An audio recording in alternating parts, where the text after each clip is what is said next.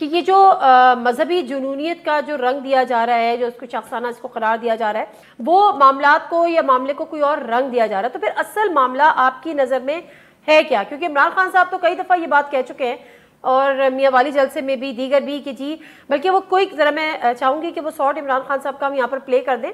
वो बंद कमरों में लोग बैठे हैं जिन्होंने फैसला किया मुझे मरवाने का। अगर मुझे किसी ने कत्ल किया तो कहेंगे जी कोई मजहबी जुनूनी ने कर दिया।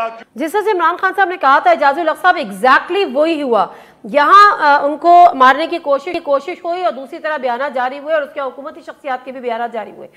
इसमें क्या मुमासलत आप देख रहे हैं? देखिए, सबसे पहली बात तो ये है कि जो खान साहब ने पहले कहा था इसमें कोई शक नहीं है। मेरी उनसे वजीराबाद जाने से 5 मिनट पहले बात हुई थी, बल्कि रुखसत मेरे सामने हुए। वो 12 बजे मैं उनको मिला था लाहौर में और यही चीजें हम डिस्कस कर रहे थे कि किस तरह से माहौल जो है वो बेहतर हो सकता है और क्या क्या खतरात हैं और किसके साथ क्या हुआ क्या नहीं हुआ। तो ये सारी चीजें मद्देनजर रखते हुए देखें, सबसे बड़ी बात ये होती है कि इसका बेनिफिशियरी कौन है इस सारे मसले का। फौज पे तो वैसे ही इल्जामात बहुत से लोग लगा रहे थे और वो ये कह रहे थे अगर उनको पता है कि उन पे इल्जामात लग रहे हैं तो वो क्यों इतना बड़ा कदम उठाएंगे कि इतना बड़ा बैकलैश हो और उनके मतलब के फोर्ट के सामने जो है वो नारे लगे और उनके घरों के सामने लोग जाके नारे लगाएं। तो जो पाकिस्तान को कमजोर करना चाह रहे हैं, ढूंढना उसको चाहिए कि कौन है जो इस वक्त पाकिस्तान में अफरा तफरी फैलाना चाह रहा है, कौन है जो जिद पे अड़ा हुआ है, कौन है जो कि बीच का रास्ता नहीं निकाल रहा, कौन है जो कि ये नहीं देख रहा कि हम 2 महीने 3 महीने एक चीज को आगे पीछे करने से इस मुल्क में अमन कायम कर देंगे,